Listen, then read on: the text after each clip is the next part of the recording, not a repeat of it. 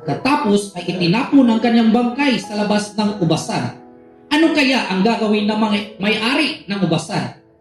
Pupuntahan niya at papatayin ang mga katiwalang iyon at ang ubasan ay ipapamahala niya sa iba. Hindi ba't nabasa na ninyo ang sinabi sa kasulatan?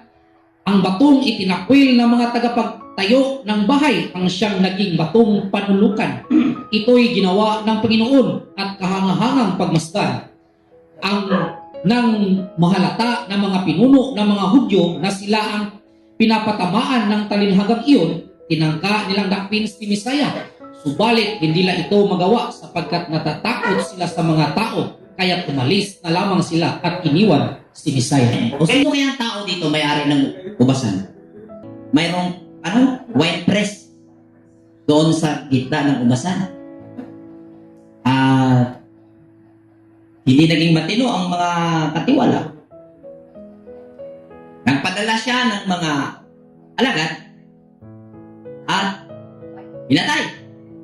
At ako'y naniniwala na mga alagad na yon ay tumutukoy sa mga parte ng karunungan na naging anak ni siya.